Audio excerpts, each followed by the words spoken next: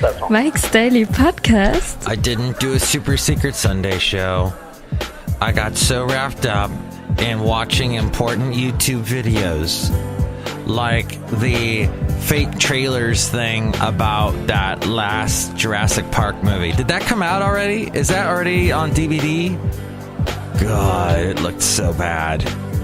People, Jurassic World. I'm sorry, it's not Jurassic Park anymore. Okay. Mike's Daily Podcast. Somebody over the weekend, who I mentioned in an earlier podcast, who loves BoJack Horseman, Mike's Daily Podcast, was trying to push that crappy show on me again, and this time he got in my face because he was saying that I need to watch more than one episode. That's his place to say that, but hey, I don't have to. I don't like that reasoning of, hey, you don't like that show, well, you gotta watch more than one episode. No. Mike's Daily Podcast. If you tell me your cake is great and you give me a little sample of it at Costco and I eat it and it tastes like barf, Mike's I'm not gonna eat the rest. Daily And I watched Podcast. Okay, I didn't even watch an episode of BoJack. Yeah! I watched a guy who loves BoJack Horseman on YouTube tell me all the best parts of the latest season.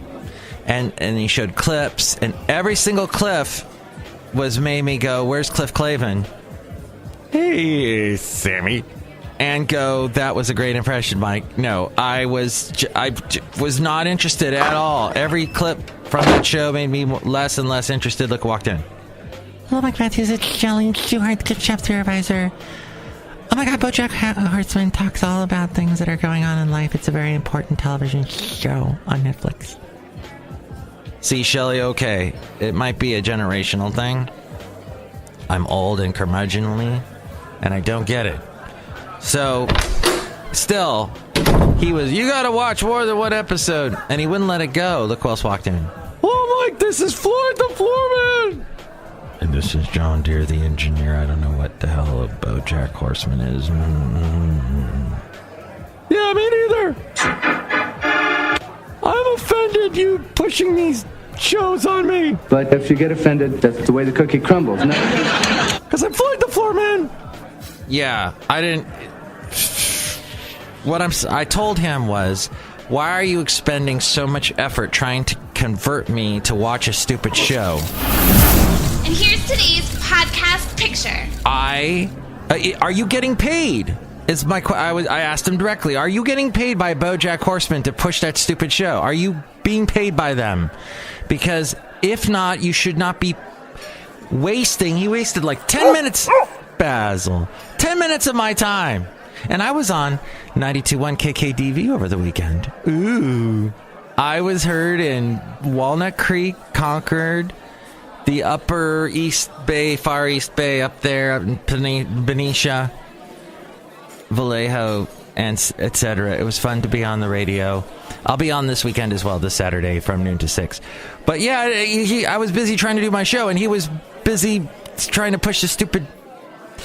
My point is, I told him, look, it's like Doctor Who. I would love it if there were more people I could talk about Doctor Who with, but it's America. Doctor Who is a British show. Not everyone understand the whole concept of the TARDIS and the Doctor and the Time Lords and all that, and it's all science fiction, waha, woohoo, and I understand people aren't into it, even though I watched all these Doctor Who videos over the weekend or yesterday, and thusly could not make you a Super Secret Sunday show with the super secret sauce. And no, I understand this. And and then this is where I was fuming. He goes, oh yeah, the Doctor Who show, that doctor's now, and he never watches the show, but he goes, yeah, that doctor is now going to be a woman, and they did a trailer for it, and oh, come on, it shows her and a glass ceiling above her and it breaks. How can you be so, how blatant is that? That's just pandering. And I looked at him and I go, are you all of a sudden a 65-year-old white man? What the hell? The thing is, I know exactly where he pulled that from. There was some YouTube video. It all comes back to YouTube, doesn't it? There was a YouTube video with this guy some young punk, white punk, who saw that trailer with the lovely Jodie Whittaker as the new doctor. And yeah, they had the glass ceiling break above her. Okay. And it's funny. It's funny. It's a little joke. And she looks at the camera and goes, oops, or something like that. And it's funny. It was just a short little trailer. They wanted to throw something out there, little tidbits before they start the show. Little, teases. And the show, I think, starts next weekend. I'm not even sure when it starts. But this guy, this white dude, goes on and on about, oh, how awful. Look at that, breaking the white. And he's all offended. And he's a young cat.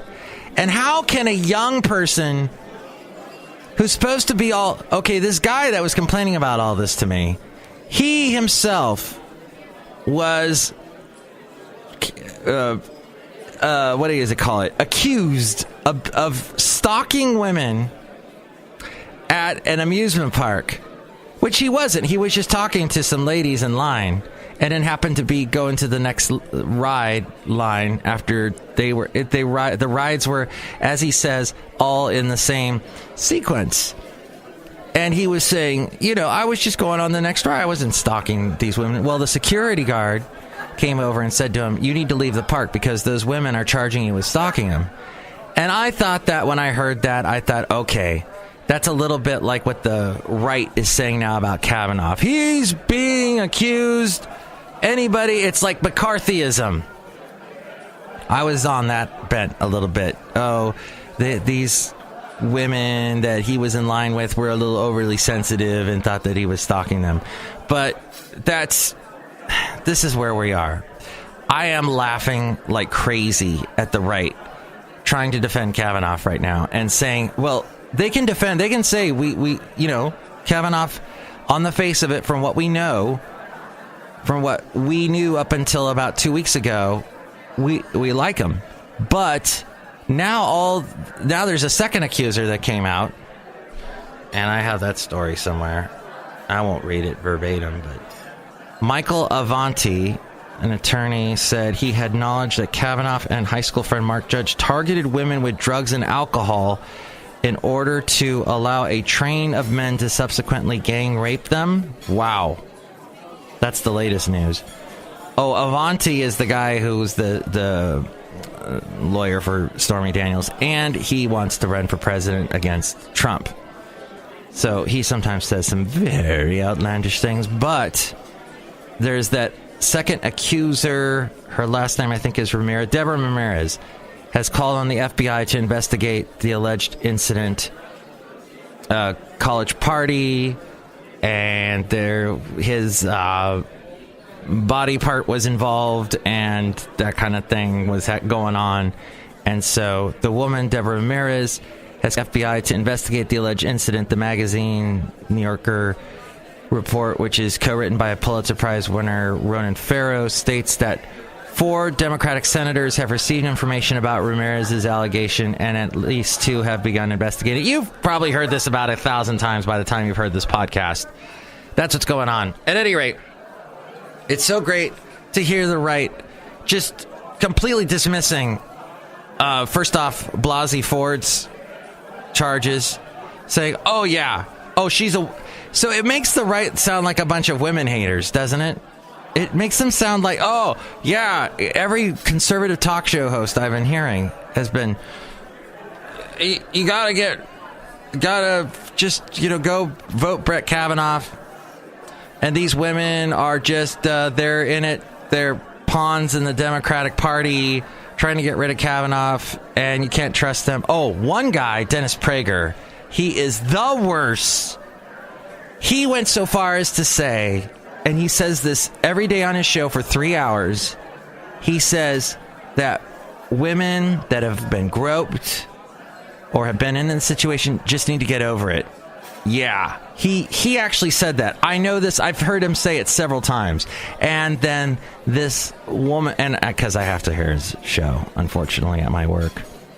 I don't produce his show, but I'm around speakers, monitors that play his show, and so I'm hearing it in real time play. And women will call up and go, yeah, I agree with you, Dennis Prager. was sexually harassed and I got over it, blah, blah, blah. And my lovely lady friend, who I think is lovely beyond compare, she said about Dennis Prager, he needs to be, it's pretty explicit what she said, but basically, he needs to be, you imagine, the most outlandish, horrible sexual thing done to him without his consent, and then see how, if he gets over it. It's not something you get over, idiot. Oh my God. The way they just think, oh, yeah, it's nothing. Just shrug it off. See, at least Lindsey Graham, the Republican senator from, where is he from?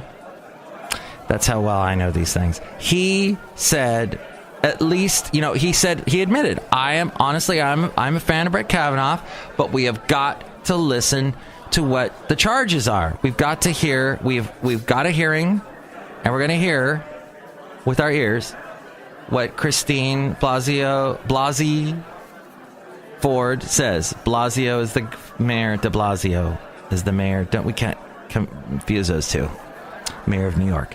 Okay, so that's what's going on there. And then in addendum to something I was talking about on Friday about a particular guy that I know who likes to talk on and on and on about the podcasts that he does and how many downloads he gets. He gets so many downloads. He said like 800,000 downloads. And there's this other guy I work with. Let's just call him Smart Guy, because he's smart. Smart Guy says, hey, let's break that down. 800,000 people, that's like 3/4 of the population of San Jose, at least. And that many people are listening to his show. He should be replacing Ryan Seacrest at any time now, Chris Hardwick. He should be, like, as soon as Chris Hardwick was sidelined with those accusations that were from, like, an ex-girlfriend, and those, as far as I know, didn't hold water. And then now there's controversy springing up about how the Me Too movement has its false claims, and we have to be aware of those. But as I have mentioned earlier, the right likes to say things like, no, all those Me Too claims are false. And that all the women that are accusing Kavanaugh. At any rate, back to this guy. He should be bigger than any of those guys. So why is he saying 800,000 downloads? That's insane, preposterous. We're just breaking it down logistically as we go outside a cafe anyway. We're bringing Mike's Daily Podcast somewhere in Podcastro Valley. And it's true. And I love the logistical reasoning rationality of it all when you break it down. Break it down. And I'm broken down right now because I just discovered it's 6 o'clock on a Monday, and I'm up and it's dark outside, and I'm outside a cafe anyway. Ooh, look at the full moon. How nice. But please, this is gonna hurt the right so bad. This negativity towards women. This just, if they said, okay, as Chuck Grassley said in the beginning, he said, okay, well, he didn't say Christine Blasey Ford needs to just go away. He said, we're going to have a hearing and listen to what she says, what she has to say. That was great. That was perfect. Even Trump was saying that. But then all of a sudden it became just rip into her, destroy her, threaten her life, and all the rest. And it's just gotten so ugly. And the Republicans have gotten too far into that area, is what I'm saying. And it's going to hurt them. In 5 weeks, we have the November elections, the midterm elections. And I have a feeling women are going to come out and vote Democrat because they're going to be so upset with the way Republicans hate women these days. That's all I have to say. We'll see. Now, Kavanaugh could take the stand on Thursday, and with his lovely charm and the way he likes to talk about his daughters and his lovely wife, and he talks about them a little too much, I think. It's sort of like he's wrapping himself in the how he supports women so much. What's he covering up, maybe, is the question, but who knows. At any rate, he is going to get up there and try and convince us all that he's completely innocent. So we'll see how that goes. That's at the end of this week. We shall see. And that's the end of the show today. That's all I got. It's dark outside. I don't know if anyone's listening to this show. I maybe don't have any downloads. And everybody else has 800,000 downloads. Is that how it works in podcasting? Who knows? But next show, we're going to have the wonderful Benita, the Disgruntled Fiddle Player, and the Brewmaster. And the podcast picture today is from that place we all know as Florida. And I'm just posting one more, maybe a couple more podcast pictures from Florida. And this is from the beach. Oh, I think this is New Smyrna. Yes, there is this place called New Smyrna. It's a Greek thing going on. And you can see that picture at MIKEs-DAILY-PODCAST.com, the beautiful beach there. I think, we're maybe not going to do New Smyrna. No, it's just a picture from Daytona Beach. Okay, we'll go with that. Sorry, New Smyrna. You got smurned out. Mike's Daily Podcast is written and produced and performed by Mike Matthews. His podcast is super easy to find. Download or listen to his show and read his blog at MIKES-DAILY-PODCAST.com. Email Mike now at MIKES-DAILY-PODCAST@gmail.com. See you tomorrow. Bye! That was... Oh, I just saw a ghost out here at Cafe Anyway. That was episode 1709. Hello, ghost. Speaking of ghosting, it was a year ago I got ghosted by a girl I talked to for about 3 hours at a restaurant. Just happened to start a conversation with her. We were sitting at this little cafe in that town next to Monterey. What's it called? Seaview? Seatown? Marina? Something like that. And I told her... I gave her my email because I didn't want to ask her phone number. I know, my fault. I should have asked her phone number.